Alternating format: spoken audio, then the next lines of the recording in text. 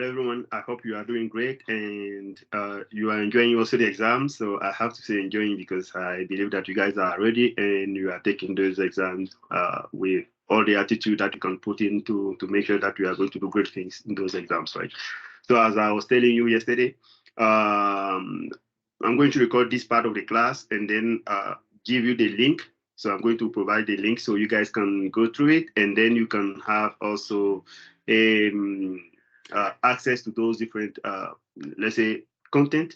Then we can it can allow us also, I mean, to have some information about how we are going to handle the exams, right? So I guess you guys are seeing my screen. I'm going to share my screen with you. So if you don't see it, so if you already seen it, perfect. So to come back to what we were going through, so we said uh, when we are doing some activities and when we are working for a company, what is going to happen is that in general, when we have a certain behavior, those behaviors are going to affect not only us as individuals, as workers, but we are going to affect our co-workers. So it's not going to be only the person who is having that bad attitude in the organization. So in terms of ethics, it's really complex because guess what?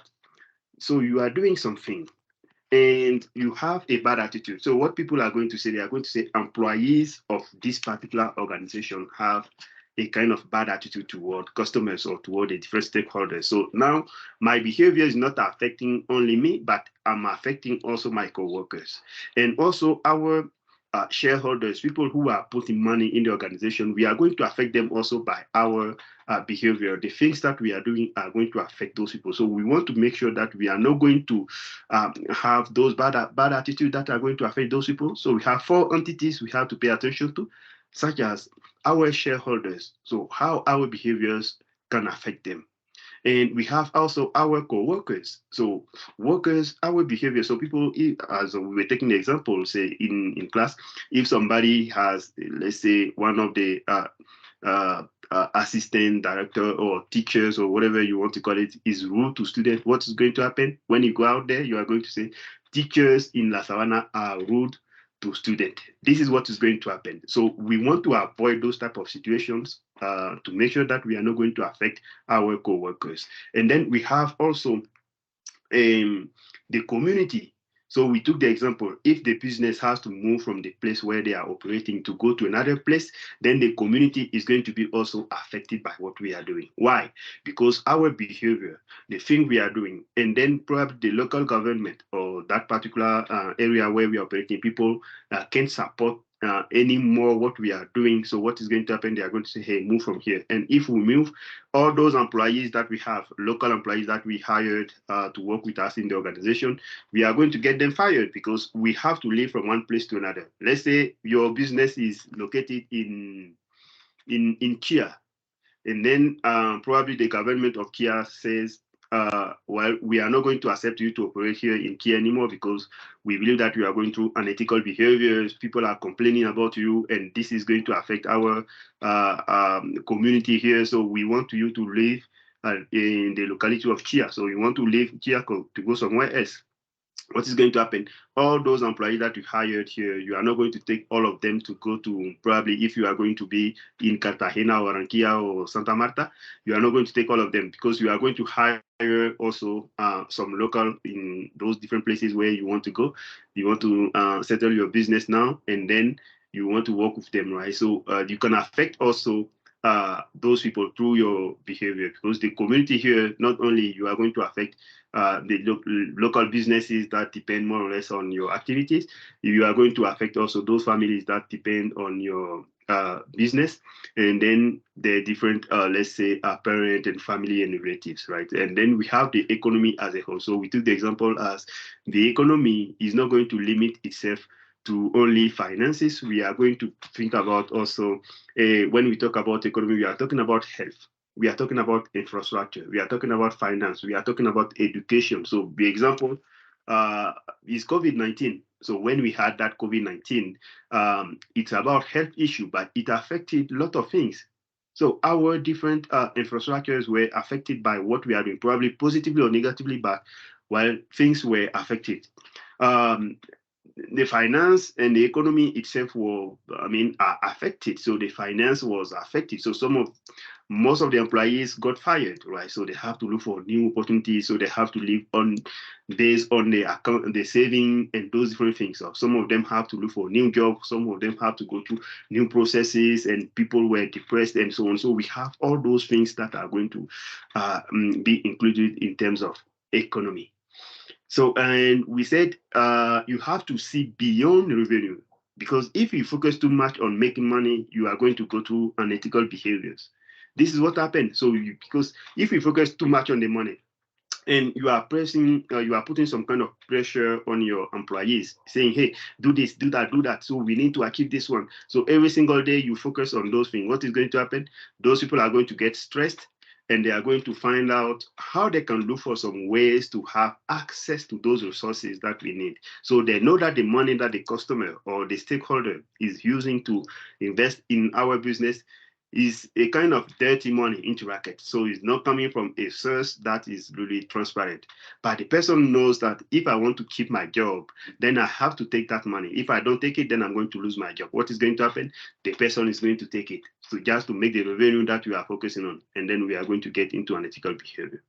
Right. So we said if you want to go through how you assess benefit and risk, then you have to be aware. If you get immersed in deadlines and day-to-day concern about profitability, so how you are going to make money, employee management, and so on, it's easy to ignore ethical issues, right? So we know that people are coming from different cultural background, from different knowledge, different educational background, different religions, and so on.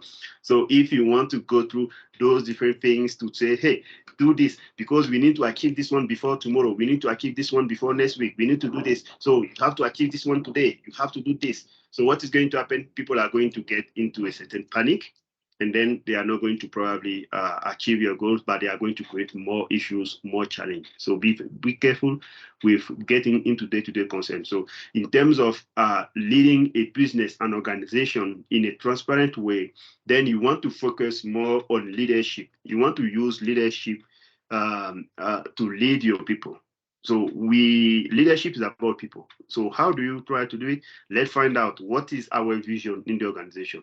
What are our goals? What are the different things that we want to achieve? So how we can support our employees to grow as person in terms of personal growth and professional growth. What kind of contribution are we bringing to the table? So we are going to contribute to society. So all those things are the ones that are going to inspire your employees to say, hey, we have to do it. So my job, to do my job, I need this amount of money, or I need this type of infrastructure, or I need this type of logistics. This is what we talk about management. So we manage things and we lead people. You are going to lead people, and you are going to manage things such as finance, such as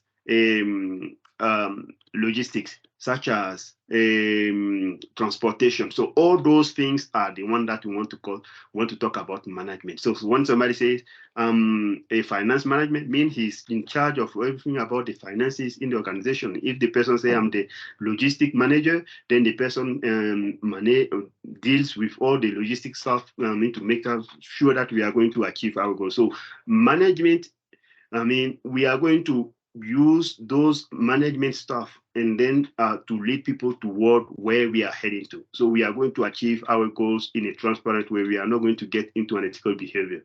So it's really important to pay attention to those things. And then we said our winning approval. So when we want to have a kind of winning approval, then we have to think of, if we adopt a good business ethics, this is going to bring us some 4 benefits also. Those benefits are going to be a great level of commitment of our employees. So our employees, they know that the things that we are doing are transparent, and they identify with our organization. They understand our mission and vision and purpose and goals and those different things. And then those people are going to be committed to our organization so they can achieve great goals. And then our customers are going to be satisfied. So if our employees are satisfied with what we are doing, what is going to happen? They are going to pay attention to our customers. They are going to take care of our customers. And if they are taking care of our customers, what is going to happen? Shareholders also are satisfied. And shareholders, if they are satisfied, they see that we are doing things in a transparent way. What do? Then they say, hey, we want to invest more money. So they invest more money, then the company is going to make higher profit because you have a certain strength that is going to allow you not only to diversify your activities, but also your product, and your motivate more your different stakeholders, so your employees and so on, so to have a certain commitment toward the organization. So those different things are really important in terms of how we create a certain level of commitment in our employees and how we satisfy. So we take the example of, or let's take the example of Bill Gates or Warren Buffett and so on. So those people have more money, and they want to use that money to contribute to the world. They want to use that money to contribute to society. So what do? They want to find out, say, hey, Microsoft, we know that you are doing great things in society. So as you are doing great things in society, our customers are satisfied with what we are doing, and our employees, they know that we are taking care of them because we are giving them some training, some education programs that they are benefiting for free and so on. And those people also are taking care of our customers. And we know that you are contributing to society. Since you are contributing to society, instead of paying me a kind of revenue through the different action that you are taking, I already have money. So use that part of money and then invest in a social activity. This is where CSR is going to born. So you are going to use those CSR activities, and then you are going to invest in terms of corporate social responsibility, right? So the only difference that you can establish probably between CSR and philanthropy that we will see next week, and then is going to be, hey, CSR is about investing and probably waiting for our return on engagement. So we engage with the community. So we invest that amount of money. And this is the best way to do your marketing, advertisement, or whatever you want to call it. So you don't want to go through a traditional marketing promotion where you have, or advertisement where you have a product and you have to go to shout on the customer to say, hey, I have a new product, come to buy it. This is not working anymore. You want to find out how can you invest the amount of money that you have. So let's say you have 50 million. The 50 million, what do? Let's try to find out, can we invest the 50 million in a social activity or something about the environment or something that is going to empower the world? And then when media are going to be aware of that, though, what is going to happen? They are going to record us. They are going to talk about us for free. Because if I have to take the 50 million to go to get in touch with a certain media to say, hey, I want you to promote me, they are going to charge you probably those 50 million to promote you only for 15 seconds or 20 seconds. Right? And this is a lot of money to be promoted only for 15 or 20 seconds, which is not evident that probably your target is going to be, let's say, reached by what you are trying to promote. So go through investing that amount of money in a social activity or a certain program that is going to empower the world. And then when medias discover that, they talk about you for longer and longer. So they are going to talk about probably 5 minutes, 10 minutes, 15 minutes, why not? And then this is going to promote you. Not only people are going to identify that you are a good organization, and you have also those type of strategies that you are using to contribute to society. And then we went through the mini case. So how Enron went through that scandal in the US and how it affected the different stakeholders and so on. So as we did it, and we went through the video also, but I'm going to play the video again so we can have a kind of summary of what we went through last time. Give me a second. Enron used to be the 7th largest corporation in the United States, at one point valued at over $70 billion. As of 1997, however, they started losing money and accumulating debt. Instead of admitting their mistakes and making changes, Enron executives decided to hide the losses through accounting tricks because they didn't want the Enron stock price to go down. Risky decisions kept being made, and the truth was hidden under the rug. As of 2001, however, the media started wondering whether or not Enron was overvalued. This obviously put a lot of pressure on Enron stock prices, which used to be as high as $90.75 per share. Insiders decided to cash out and started selling lots of shares, and prices kept falling until they ended up at below $1 in late 2001. In December 2001, Enron ultimately filed for bankruptcy. Approximately 20,000 jobs and $2 billion in employee retirement funds were lost. Many executives were brought to justice, and some of them ultimately ended up receiving prison sentences. Enron was an early example of just how recklessly some corporations are managed. We then had countless other examples, mainly in the financial industry, especially after the Great Recession of 2007 to 2008. Do you see a pattern? Okay, so as we saw in the mini case, it's the same thing that we summarized in the video, right? So we have that organization that everybody believed in as one of the biggest organization, one of the best organization in the US, and everybody was just running after Enron to be an employee of Enron. But what was discovered was like a kind of a scandal that they went through. So using the employee savings and not paying back the let's say the creditors and the suppliers, the different stakeholders were kind of frustrated and so on. So they lied to the government, they lied to the public, right? They were not transparent, they were not communicating things as they were. So they were trying to fake the visibility on the global market. I want to say Enron. because this is a kind of a scandal because Fortune magazine talk about it, and Fortune magazine, one of the biggest magazine that talk about best companies that are going through a kind of, let's say, great activities in terms of, creating impact on the society and so on, right?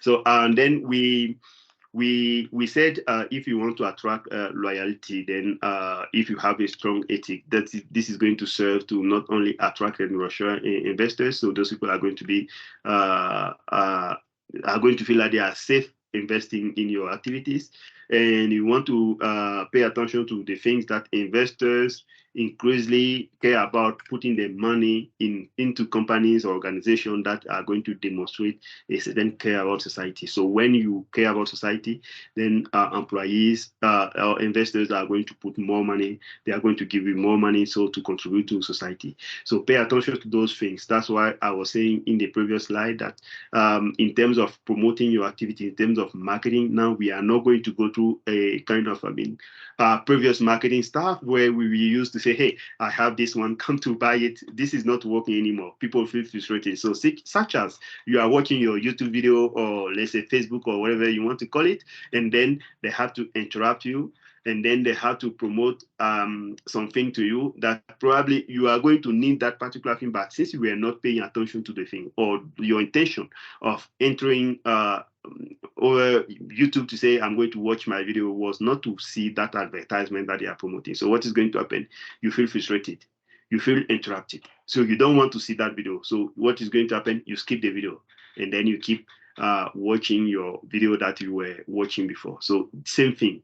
Now we want to find out how can we attract, let's say, organically those people that are going to come, and then they are going to discover that, hey, this is an organization that is transparent, that is doing things in the right way. So we want to connect with them and we want to do things with them. Okay, and then you have to pay attention to the things such as in terms of, if you break the consumer's trust, may take years to repair. So if you take the example of Enron, how long Enron is going to take to repair that particular trust that they broke from between them and the customers? This is going to take a lot of years. Probably they are not going to recover anymore, right? And then what is going to happen is that one of the things that your behaviors, as we said, can affect not only your organization, but it can affect also other organizations. So it can go beyond your organization. It's not going to be only you. So we took the example. Let's say one of the fast food industries in Colombia probably is discovered that to cook the hamburgers, instead of using beef, they are using dog. So to sell the hamburgers. So they are using dog meat to sell the hamburgers. What is going to happen? From that particular moment that you are aware of that this particular brand is doing this in Colombia, you are going to pay attention to all the other organizations that in the hamburger industry in Colombia. You are going to say probably they are using the same dog meat. So you are going to, your behavior as an organization is affecting also people who are working in here. And this is your responsibility, right? So this is your responsibility to make sure that you are not going to affect your stakeholders. It can be your competitors, and it can be also your suppliers. Because if people are not buying from you anymore, so probably your suppliers who were just giving you the beef and so on, they are not going to, because now you are going to close your business, and those people have to lose also the business opportunity that they have with you. And then probably they are supplying also other organizations, and then those organizations also probably their business is not going to work, and your different stakeholders, suppliers, and so on. So they have to be, so your distributors and so on. So your marketing, and then pay attention to the social networks, because something that is happening right now can go further, right? So somebody can just be here in Colombia doing things, and then one of your friends, or probably you post that particular thing over your social network, and then your friend over there in Australia is going to comment and post also, I mean, to share, and his friend in South Africa is going to be aware of that and is going to share, and his friend in Canada is going to see that and share, and probably that Canadian friend also is in India, and the Indian is going to share, and within the next 5 minutes, the video can be, or the post, or whatever you want to call it, can go viral over social networks, and that is going to affect your business forever. So probably you have the intention to go global, on the global market, to go worldwide, but now this is affecting you. So if you go to South Africa, you want to open, they are going to say, this is not the Colombian brand that was doing unethical behavior or things in Colombia, and we saw that particular person post over social networks, so it can affect you also, right? And then you have to resist pressure. So in general, what is going to happen is that we can be one of the first person in our community with a kind of, I mean, good personal ethical stuff, and I mean, behavior and so on, knowledge and so on. But we are never prepared to handle some type of ethical issues in terms of business, because what is going to happen is that you as an individual, you have your own language through your values, through your the way you understand things, through your education, through your religion, and so on. And the business is going to have also its own language, which means here you have a new structure, you have a new content that you have to follow, you have a new processes you have to follow. So things such as your management, so how they are going to handle situations, how they are going to pressure you, how they are going to say, hey, this is what we have to do, this is, do this, do that. If you are not doing, then you are going to get fired, and so on. So goes along with the goals, right? So your goals, we have this to achieve. Every single month, you need to close 50 discussions. So you have to sell 50 products, which means 50 closing discussions, right? And you have probably an upcoming product. So you motivated the business to invest money in that particular product, and then now you need to make sure that you are going to promote, you are going to sell that particular product, so we can get our money back. Once again, remember that your finance and accounting talks about return on investment, and you as marketing, you talk about return on engagement, or well, you can use the same language as return on investment, but you believe that our goals, we can achieve them in the midterm, short-term, midterm, and long-term. So you want to make sure that in terms of CSR, when you invest, you are thinking about probably within the next 10 years, within the next 15 years, within the next 20 years, within the next probably 75 years. So we are preparing our business to grow, I mean, to go worldwide, to have a certain positioning on the marketplace. And now we said, to avoid those type of confusion, those type of situations in the business, you want to establish a code of ethics, which is a written document. So code of ethics is a written document that is going to set the different guidelines to follow within the organization and also outside the organization. So how do we interact with our different stakeholders, our business partners, our co-workers? What are the things we should do? What are the things we should avoid? How do we pay attention to some of the things in terms of let's go beyond our own values and try to embrace the new values that we have in the organization? So that's why I was taking the example as a code of ethics is going to represent something for the business similar to what the Bible represent for the church, or what the Quran represent for the mosque, or what the Torah represent for the Jews, right? So your code of ethics is going to be into bracket your Bible or your Quran inside the organization, which is going to set all those guidelines, going to provide those guidelines to say, hey, this is what we should do, this is what we should not, this is what we should avoid, those are the things we should do, how we should behave, and so on. So you set all those values and principles inside a code of ethics, and then you establish, you make it available for all the people. So make it accessible. So in the organization, what do? When you have all those different information, you are going to highlight probably the 10 most relevant, let's say, part of the code of ethics. So you can summarize into 10 different things, or let's say indications, or let's say rules that you are going to share with all the employees in the organization. They have in the office, they have somewhere, right? So they can have access to it, and also they can just go through it when they are confused about a certain situation. So to understand that, hey, I should avoid this one, I should. And always you have to keep in mind that such as an employee also can violate any ethical business standard without intending to. So we took the example. So if you are hiring somebody coming from the US, coming to do your advertising for you in Colombia, in the education system of the US, they are educated such as, hey, if you are promoting yourself, you can promote yourself using the name of the competitor. There is no problem. So you can use the name of the competitor. You can even damage the reputation of the competitor, and then you have a good reputation on the marketplace, right? But this is the US. But in Colombia, according to the different rules that we have in Colombia, with Superintendencia del Comercio de la Industria, you have also Superintendencia de la Protección del Consumidor, you have all those different entities, right? So they are tracking those different things to say, hey, in Colombia, we are in, of course, we are in on a free market, but at the same time, we have to pay attention to the things that you don't have to damage the reputation of your competitor to have a certain positioning. So promote yourself, focus on what you are doing, but don't try to damage the reputation of your competitor.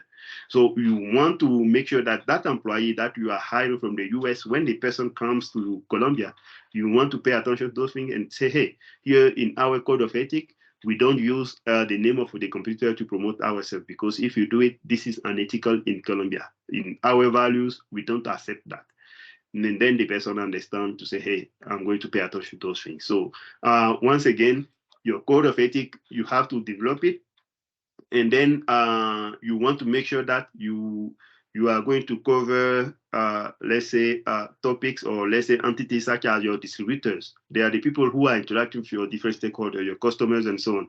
So you tell them, hey, if the money that the person is using to buy our product, if you don't know where the money is coming from, probably they are producing guns, or they are producing cigarettes, they are producing drugs, or whatever you want to call it, then don't use that money. Don't accept the money. Don't do business with them. Your advertising standards, as I was taking, you can't use the name of your competitor. Your customer service, how do you respond to a certain need of your different employees or your different customers who are calling you to say, hey, we need your support. So in general, you don't have your own customer service. You want to hire another customer service. So in Colombia, you have a lot of them. You have Teleperformance, you have, right? So if you are hiring an organization such as Teleperformance, what do? You tell them, hey, when our customers are going to call about that particular product that we are giving to you, or we are teaching you how to use it, this is a new product, and they can have some difficult situation, and they can call, they can get upset, and if they are shouting, you do not shout back, right? So you have to say, hey, sorry, we are going to solve it. And then you have to find out how you respond to those things, or how do you calm down that particular person who is upset and shouting back. If the person is shouting and you are shouting back to the person, what is going to happen is going to become a kind of, big deal for the organization, because according to them, they are talking to an employee of your organization. They know that somebody is in a call center who is just receiving that particular thing. Your pricing, how do you set pricing? You want to make sure that the pricing according to the pricing standards that you have in the country, if you have some of them. So sometimes they are going to say, hey, a bottle of milk, for example, probably 1 liter of milk is going to be, the price has to be between 5,000 and 8,000. So you can set your price below 5,000. You can set your price above 8,000. So you have to be in that particular interval, right? Your product development. So things that you are going to use to develop your product. So I was taking the example. You want to serve probably a certain market. Those people do not eat pork, for example. And you want to sell probably a food which is similar to lechona. Then you want to remove that particular pork and change with another meat that those people can eat. which can be a basic example of product development, for example, right? Your general ethical standards about all those things. How do we hire people based? No, we are not going to hire people based on probably where they are coming from, based on the probably physical disability or if they have any type of disability, right? And then, so to summarize, we want to say that what to do. You have to establish a kind of solid and specific ethical standard for your business to follow. And what you should not do, so what you should avoid, is establishing vague ethical standards that may be hard to interpret, right? So people do not understand what you are saying. So say, we do not accept or we do not do business with certain group of people. This is vague, right? People do not understand. So you say certain group of people. Who are those certain group of people, right? People do not understand. So you want to make sure that if you don't want to do business with companies that are producing guns, or probably they are producing cigarettes or so on, or alcohol, then you want to specify, say, we do not do business or we do not partner with businesses that are into producing cigarettes and so on. So people understand, it's clear for them, and then they know that if the stakeholder or the business partner is into those different things, they do not do business with them. You have to create also a comfortable ethical environment for your employees. And what you should not do is failing to familiarize your employees with your ethical specific industry, right? So your ethical standards and so on, right? So you have those things and you hide from the employees. Probably a certain group of employees have access to it and the others do not have access to it. This can create some more confusions. And then in the third element, we have to provide some training in the organization for all the employees. So from the top manager to the last employee, we have to provide some kind of training to them. If you don't know, if you don't have the knowledge to train them, then hire another organization. So you can hire a consultant. That consultant is going to help you out to promote or to train your employees about that. And what you should avoid, limiting organizational ethical training to a certain employee. Say, hey, you are the one who are executing, so we are going to provide the ethical training to you, and the others, we don't care. So they are top managers, they are whatever you want to call it, so they don't need it. This is going to be a big mistake. Train everybody about it. And then what you should do as the last element, you have to make your ethical system known to your customers. So all your customers have to be aware of what you have, to know your ethical, let's say, system. So they are going to understand your behaviors and where you are heading to with your different activities. And what you should avoid also, you have to, is assuming that employees will always apply your ethical standards, which doesn't work, right? And then we said we have to look beyond borders. We have to go beyond that. Find out, well, what we are doing, how we are doing it. The things that we are doing in our country that we consider as good can be applied to another country. So when you engage in a business outside your home country on the global market, this is what is going to happen. It may bring your ethical policies and your view of what is wrong and good or right into a conflict with local laws and customs. So you go somewhere, probably they are going to say, hey, we do not do business with women. So if you are sending a marketing manager, which is a woman, we are not going to accept that. Or if you are sending, probably we do not do business also with men. So if you are sending a man here, we are not going to accept to receive that particular man that is coming here. So you want to find out things that you are going to consider as right in your country are going to be wrong somewhere else. So we are going to see some of the examples. So always you have to keep in mind also that something which is illegal in your country may be legal somewhere. Right. So we have many examples around us that we consider as illegal. And then when you get to another country, it's perfectly illegal, right?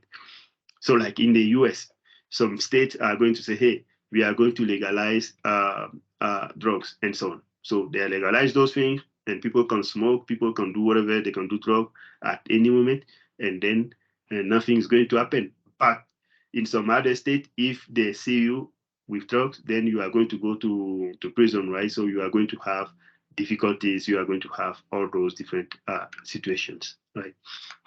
So we want to recognize ethical dilemmas such as how do we understand cultural issues and so. So I'm going to share this video with you again, and then we saw it with the other group. So then let's come back to it again, so you can have a certain point of view in terms of when we talk about cultural intelligence when you go to the global market. Ciao, Sophia. Sorry. Niente.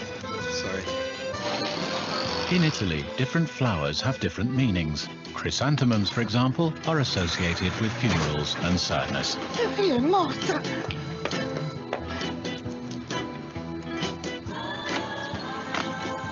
At HSBC, we never underestimate the importance of local knowledge. HSBC, the world's local. Sprzedajemy coraz więcej pralek w Indiach. Dowiedz się dlaczego. W Indiach?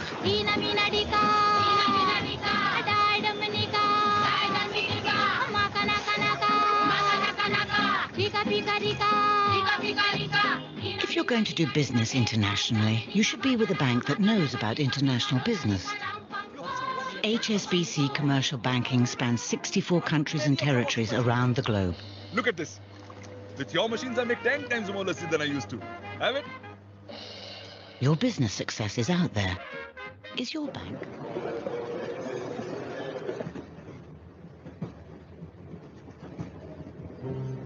In some Asian cities, it's considered acceptable for a commuter to fall asleep on the shoulder of a stranger.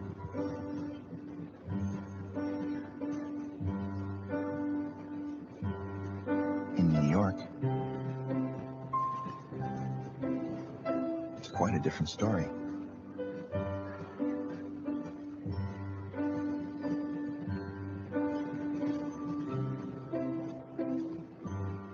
Of course, you could always adapt.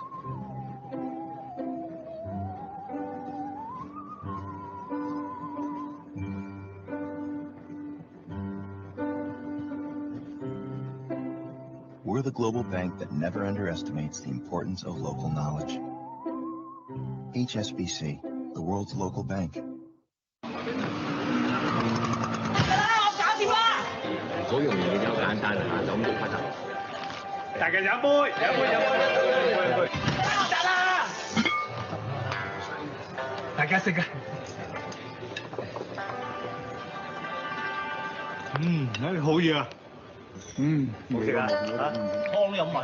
The English believe it's a slur on your host's food if you don't clear your plate.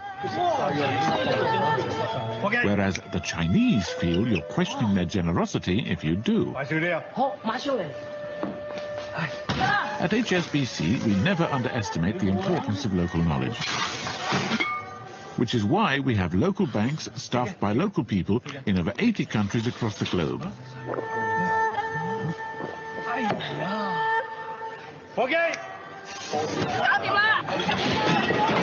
HSBC, the world's local bank.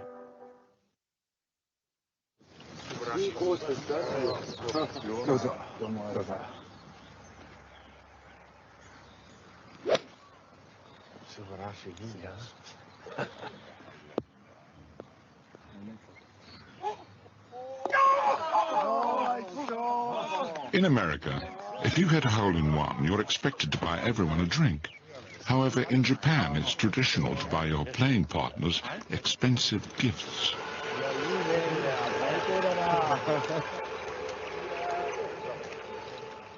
Same hole. At HSBC, we never underestimate the importance of local knowledge.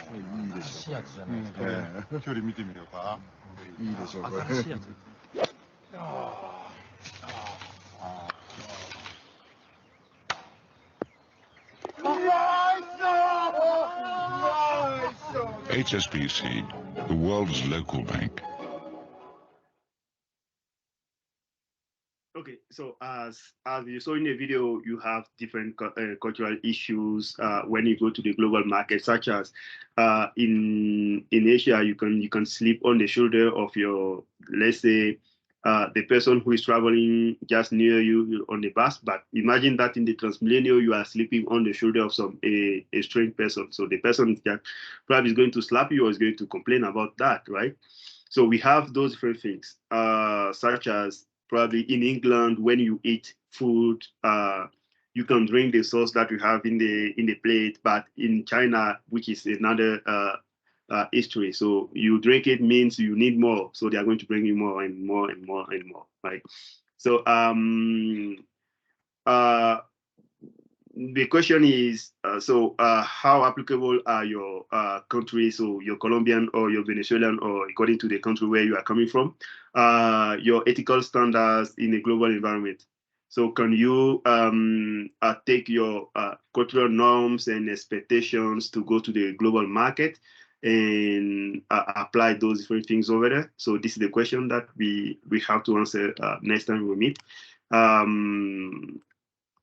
And then one of the dilemmas also we have to go through, such as in some countries, such as in the Middle Eastern countries, it's common to believe that women do not belong to the business world. So where probably a man may refuse to do business with a female representative. So you send a woman over there to say, hey, go to open the business over there. And they are going to say, hey, we can sit on the same table and discuss with you about a business. So we are sorry, right? Then what do you do, right? Should your organization is going to hire only men as representatives to go through those type of market and to do business with those people over there? And is it let's say, a discrimination against female workers? So the assignment for this particular part is that you guys, first of all, you have to understand the word discrimination. So in Colombia, are we going to consider this particular case as a discrimination, or in your country, right? And if we are on the Middle Eastern market, is it going to be considered also as a discrimination? So which is one element you have to pay attention, we have to answer.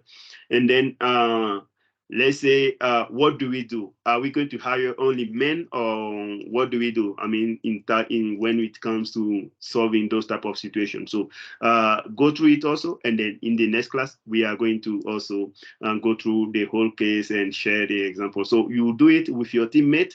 You discuss that and you come up with some solutions or some suggestions on how we can overcome that type of situations, right? And then we'll have a simulation to demonstrate what's going on when you embrace some cultures, you want to do some activities with them and so on. And then one of the things you have to pay attention to is probably to use sweeteners when you go to a global market. So you want to pay attention to things such as bribing or official to have permission to enter the country to do business, such as if you are planning to export or bribe you to open your business somewhere.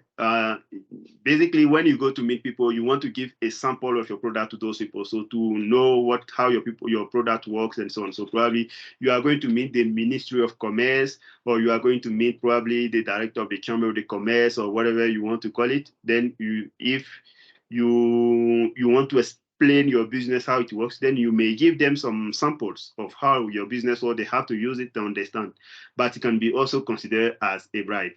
Bribe is similar to, let's say, bribery is similar to corruption, but not corruption as well. So you want to give me a gift, so I have to feel obligated to do business with you, right? So this makes bribery a kind of, controversial issues in terms of ethics. Because in some countries you have to, in some other countries you have to avoid, and sometimes you don't understand, you don't know where. That's why your marketing studies is not going to limit itself only to your product, but you want to find out your interaction with your customers or your stakeholders that you are going to meet over there, so how you can understand how to do things. Or you have to be aware of probably gift in some countries and exchanging gifts also in some other countries. So such as the attitude that we have toward giving gifts. In Latin America, you don't want to give a gift to someone during a social encounter, right? So probably I'm sorry. So you want to give your gift during a social encounter and not giving the gift during a course of business. So when you go to see your business partner, you want to give the gift to the person, so that person can consider it as a bribe. So you want to corrupt me to have that, right? So in Latin America in general, I'm not saying in all the countries of Latin America, but in most of the countries, so they can consider as a bribe. So wait for a social encounter. Probably you have a dinner or you have something outside the business, let's say, environment, then you can give your gift to the person. In the Arab world, what is going to happen? You do not want to give a gift at the first meeting. So when you are meeting someone for the first time, don't give, right? It may be interpreted as a bribe. So you want to wait to have different interaction with the person, so you are familiarized with the person, then now you can bring a gift to the person. In China, what you should be doing is that gifts should be presented privately. So you don't want to present the gift on the public place, with probably some exceptions of collecting ceremonial gifts at a banquet. So they can organize a special event to say, hey, we want to collect gifts. So if you bring gifts to one of the business partners and so on, then you can bring that particular gift and give to the person. This works. But apart from that, do not try to give gifts to someone in a business, let's say meeting and so on. So give it privately. While in Africa in general, when you are doing business and so on, so what is going to happen in general, an African is going to invite you to his house to say, hey, come to have dinner or lunch or whatever you want to call it. Then when you are going, then you have to bring a small gift for the hostess, not for the business owner, but for the hostess. So the person who is helping him, if you give a gift to the person, he believes that, okay, if you can take care of, let's say, the person who is helping my employees, then if we are doing business, then you can take care also of my business, right? So our relationship can take care of our relationship and so on. So pay attention to those things. So you bring the gift, if the hostess is not over there and you want to give it to the business owner to say, you have to specify this gift. Could you please give it to your hostess when he comes or when she comes? And then the person understand, right? In Europe, you are not going to risk to impression your let's say your guests, because they are going to consider as a bribe and do not spend too much money in a gift, right? So they are going to take it, but they are not going to consider it too much. If we can do business together, let's do business. If we can't, then let's move on and we have to do something else. So those are the things you have to pay attention to. One of the last things we want to discuss about also price discrimination from one country to another, inflation in some part of the country, so and low prices to drive out some competitors. So sometimes you can set your price lower so to make sure that the competitor can't enter the marketplace, right? This is not ethical. Or illegal product in somewhere, in some places, such as pesticide, right? So those pesticides in some developing countries, they don't use them, right? In some undeveloped countries or developing countries, we use them. If you are going to sleep and you have mosquitoes, then you want to buy that pesticides to try to kill the mosquitoes in the house. So in some countries, it's avoided. So it's going to be considered as a kind of crime, right? And then our conclusion for this, we have to pay attention to that as marketing ethics philosophies. Issues are going to be decided by the free market and legal system that are going to say, hey, this is a free market, do whatever you want to do. But in terms of responsibility, it's not on the system, but it's in our hands as individual companies and individual managers. So when it comes to do business or to doing business, we have to pay attention to those things. Hey, if I do this one, it's going to be unethical. So I don't want to do it to affect my competitors or my different stakeholders. You are a human being. You have to think about that. You are not going to say, hey, just because the law says we can do whatever we want, then I'm going to do whatever I want to damage the reputation or the image or the brand of my competitors. This is not ethical. So this is what I have for you. This is the last part of our marketing ethics class. And then by next week, we are going to introduce our class about CSR itself, corporate social responsibility. So what we have inside, how those things are going to work, and how we understand also corporate social responsibility and how we apply it also in our different activities. So you take care of yourself. I hope you enjoy this particular class, and I see you next time. Bye. Take care of yourself.